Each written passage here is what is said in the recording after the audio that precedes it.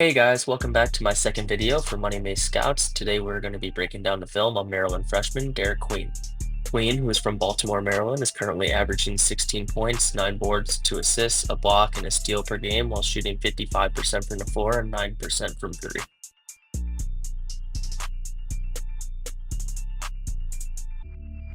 There are three main strengths I see the most in Queen's game. The first is his passing ability at his position.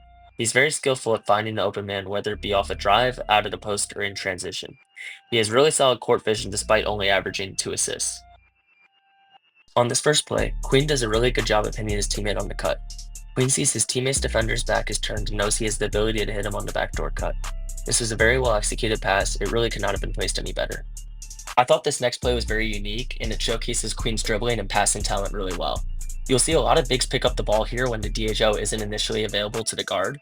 Instead, Queen maintains his dribble spinning around the incoming guard and then makes an impressive cross-court pass to the corner to create an open three-point look for his teammate. On this one, Queen receives the ball off the roll. He's patient with his dribbles, and then as he spins, he sees that he drew two guys and jumps to make a nice dump-off pass to his teammate, who unfortunately can't finish the play. Here, Queen quickly recognizes his teammate going backdoor and makes an excellent left-handed pass, hitting him in stride for the easy 2 points. On this sequence, Queen boxes out and then goes and secures the rebound. He then quickly turns his eyes up the court, takes one dribble, sees Julian Reese open, and then makes an excellent pass to him in transition, finishing the play for the and one opportunity. I really like this sequence by Queen as I think it flashes his guard skills well. He starts the break in transition by stepping in front of a Rutgers defender behind him to not give him positioning to swipe or catch up. He then flips his dribble to his other hand, stepping in front again before switching back to his other hand one more time. He then sees Bailey sink inside the paint and finds an open shooter to his left for a good three-point opportunity. It didn't go in, but he protected the ball by stepping in front of a defender a few different times from his own three-point line to the Rutgers one and created a good look. The second strength of Queen's is his offensive rebounding. On this first clip, you see a great effort by Queen. He does a really good job slipping around his defender to get a tip on the ball, and then does a great job following it up and getting the and one opportunity.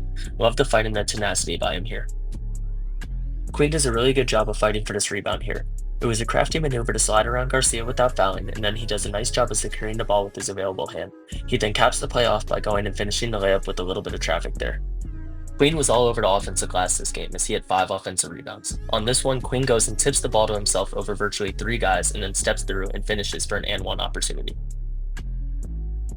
This was a really great play by Queen. He's aggressive to get positioning once he sees the shot is going up. He rises over 2 players including Ace Bailey to tip the ball to himself off the backboard and then goes up and dunks it through the contact. This was excellent positioning here by Queen on the offensive rebound. Queen is exposing Rutgers' ability to rebound defensively as he easily gets this board over Somerville and goes and finishes it. He almost had a double-double before the 8-minute media timeout. For this last clip, Queen has great positioning on the opposite side of the hoop. He prepares himself well for if the shot goes long on the drive. The shot fails to draw iron but misses perfectly to give Queen a putback slam. Great timing and anticipation on this one. The third main strength of Queen is his offensive creation after setting or slipping a screen. On his first play, Queen does a great job of reading the defense after he slips the screen. He gets the pass probably a little later than he would have liked, but he does a good job of looking at his first option, Julian Reese, under the hoop. This draws 3 guys over to that area, anticipating the dump-off pass. After seeing his teammate's man on the wing drop, he swings it to him in the shooter's pocket and he makes the 3. Great play by Queen. Queen was dissecting Minnesota this game in the 2-man action. Here Queen receives the pass after slipping the screen and finishes the semi-contested layup over Garcia, who won't take a chance on fouling Queen because he has 4 fouls at this point. Queen was smart to go up with it, knowing he's either going to get fouled or score. Queen's athleticism is not what separates him as a draft prospect, but here he makes an athletic play. Queen receives the pass after the ball screen, drives and keeps the ball high and out of reach of help side, steps through and dunks it home for 2 points. This was yet another basket created by the 2-man action this game.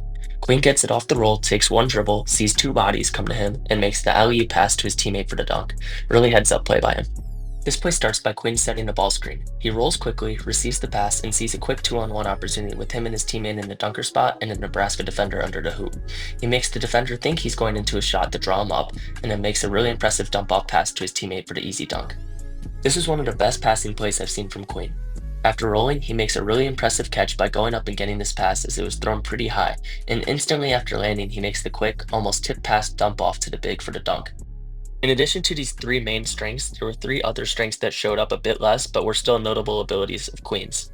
The first is his mid-range game. There weren't a lot of attempts in the games that I watched, but it's something that really starts to flow for Queen when he scored a few inside. On his first play, immediately after Queen gets a block, he runs the court well and calls for the ball.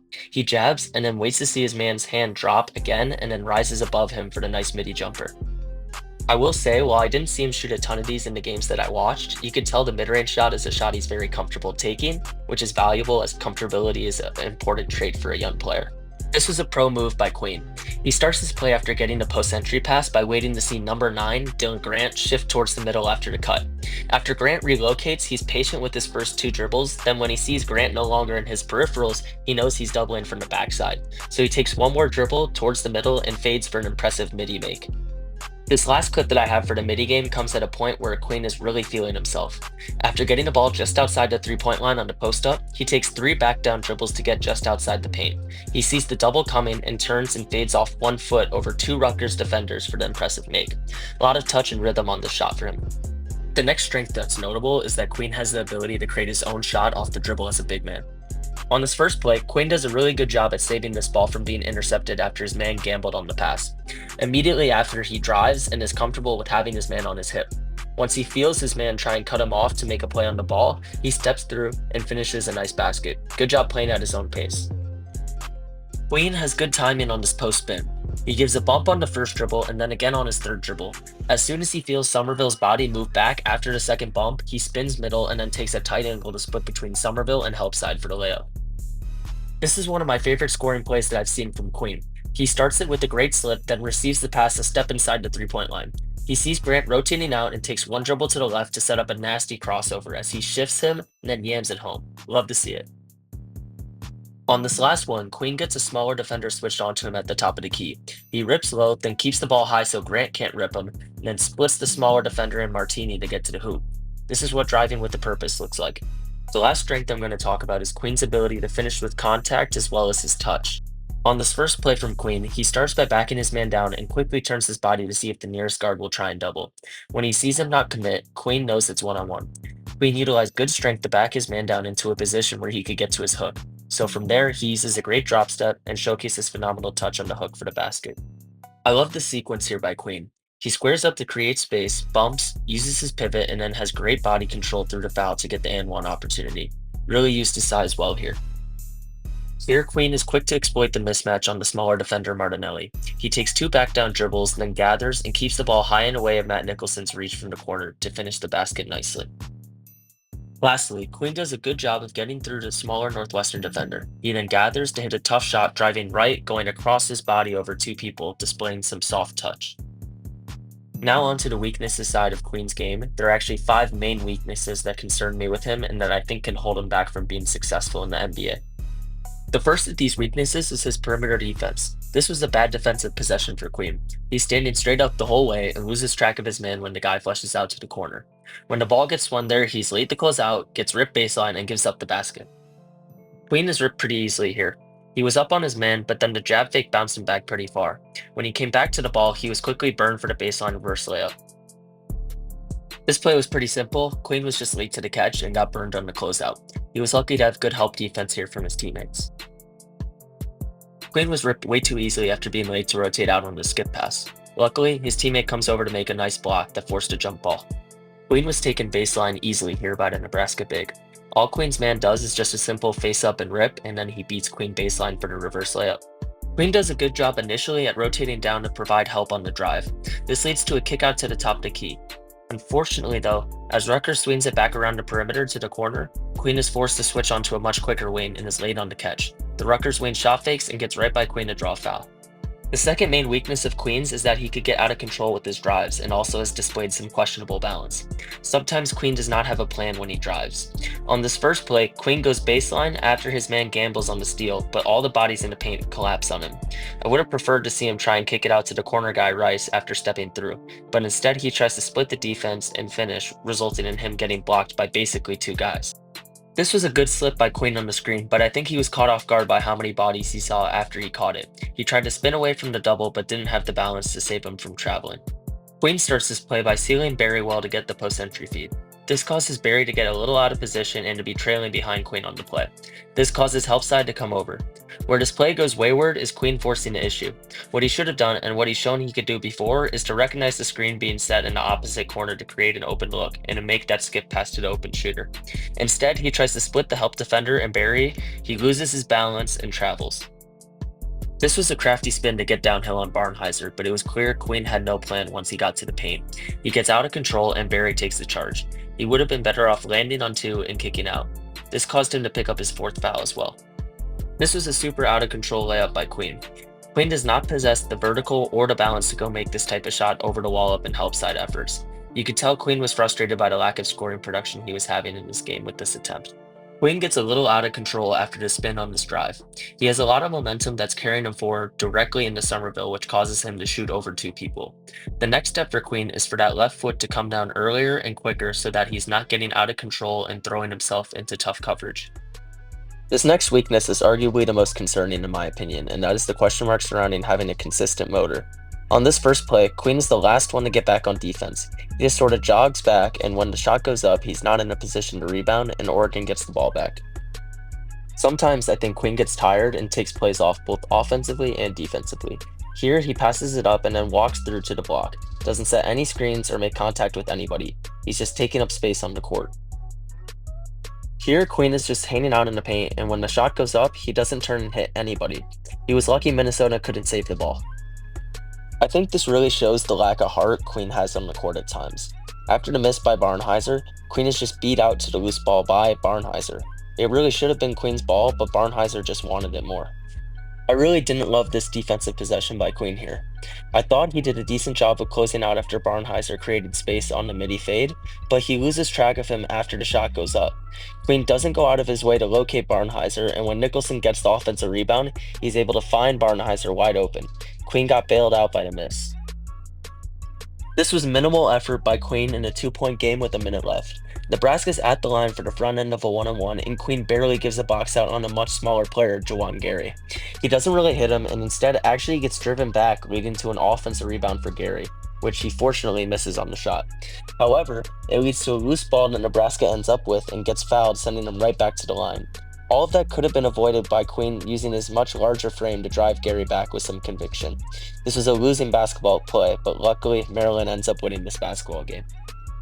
The fourth main weakness for Queen is his rim protection. On this first play, he sees a man driving right at him and actually backs himself away from him instead of trying to contest the shot. Keep in mind, Queen is 6'10". Here, the Minnesota player Fox is not intimidated by Queen at all. He sees the help defense preoccupied and goes right at Queen, not respecting him as a shot blocker. All Fox has to do is just tuck it underneath with the right hand on the reverse for the score. On this one, the ball handler Leach sees Queen under the hoop and is not fazed. He even jumped from further away on the layup attempt, making him more susceptible to being blocked, as you really have to extend. Queen, instead of going for the block, actually jumps backwards while also keeping his arms up in the air. More simply, he had zero impact on Leach's attempt here whatsoever. Brooks Barnheiser made it a point of emphasis in this game to attack Queen at the rim. I thought Queen actually moved his feet well to cut Barnheiser off and then was with him on the drive. However, teams know Queen is someone who just usually walls up at the rim, and Barnheiser goes right at Queen's chest and makes the shot over him. This is another basket where Barnheiser goes right at Queen. Queen gets caught off balance by the cross after being a bit late to the catch. Barnheiser then loses the dribble and Queen recovers. However, Barnheiser then spins the drive, steps back to create some space, and then steps through right into Queen's chest to finish the bucket. Queen definitely doesn't want to pick up a foul as he leans back avoiding the contact with Barnheiser, but I think it also speaks to the lack of intimidation teams feel against Queen with Barnheiser going right at his chest here. This sequence starts following Somerville collecting the miss for Rutgers and Queen being on the other side of the paint. This play is very interesting as Somerville drives at Queen to try and get to the basket, but Queen just lets Somerville split him and his teammate without making a play on the ball or really giving any effort. The fifth weakness is Queen's off-ball defense. He often can give minimal effort or lose focus on that end. This first sequence was a tough defensive possession for Queen. He's just standing around, ball watching, and loses track of his man as Shelstead drives baseline.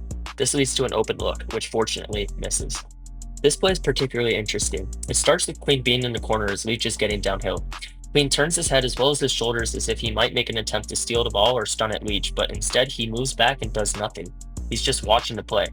At the same time, Queen's man is backdooring and Queen has no idea what's happening. Queen is just going through the motions here a bit after coming back on defense. Barry has the hot hand to this point, and Queen is matched up with him after the transition push. Barry sees Queen sleeping and sprints out to the opposite wing, which Queen is very late to rotate out to. He was fortunate that Barry missed this one. Queen gets way too drawn in from the corner on the Martinelli drive and is completely out of position. This leads to Barry being wide open in a close game with under 2 minutes left. Queen was very fortunate that Barry couldn't hit on this kickout. This was a very weak stunt by Queen. It has no effect whatsoever on the ball handler's drive as they get an easy layup. Plays like this are why people question his effort and focus. This is yet another play where Queen had the opportunity to stun at the driver or try and make a play on the ball where he gives minimal effort. Beyond those main 5 weaknesses, there are another 2 that are notable. The first of that is Queen's ball screen defense. I question if Queen has the foot speed to hedge screens. Some shooters, like on this play, have had the ability to pull up for a jumper off of it because he's not always high enough to give the guard time to get back. Here, Shellstead rejects the high ball screen and Queen is still inside the 3-point line. Gillespie is quick to recover, actually doing a good job of cutting Shellstead off, but Queen chooses to go and help on Shellstead in the middle of the paint, completely leaving his man who could shoot, Biddle, wide open at the 3-point line. Shellstead kicks it out and Biddle gets an open look, which he does not hit. It was a great look, though, that was created by Queen's lack of presence defensively on the ball screen and then overcommitting in help. I'm being picky here, but I think there's too much space between the screener and Queen on this one. If it wasn't for help side, this pass likely could have been an easy pocket pass to the roller. I will say, Queen did do a good job, though, of denying the pass on the guard. Queen gives up a step or two after switching onto the guard on the perimeter following the ball screen. The guard gets downhill and draws 2, which leads to the dump-off layup. Not a great start to the second half for Queen. Queen is dropped so far back as this ball screen action is happening. He cannot be starting this action in the paint and expecting Dylan Harper not to pick this apart. This is way too easy for a guard of Harper's caliber to get downhill off this with no hedge or show by a big. Harper rejects the screen and then seals his man momentarily behind him.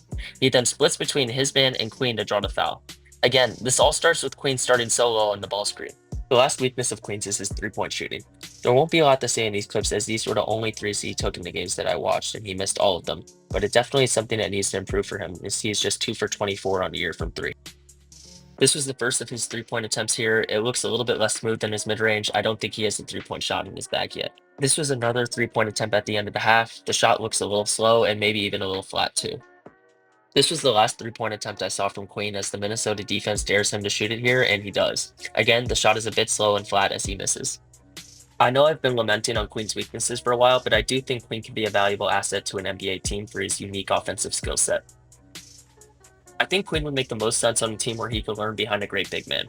Queen said himself in an interview that he watches a lot of film on Jokic, Joel Embiid, and Anthony Davis. I think playing behind either of those guys could be great for him as he's adjusting to the NBA.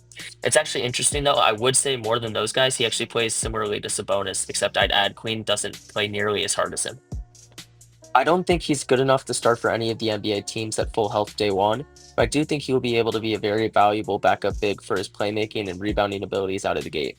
The only team I could see drafting and starting him right away could be the Lakers because of their need for a center, but I think it makes more sense for them to draft a center that brings a value as a lob threat and rim protector to pair with Luka and LeBron. And yeah, that's all I got on Derik Queen. If you made it to this point, thank you for watching my second scouting video. I look forward to working on my next scouting breakdown soon. Thank you.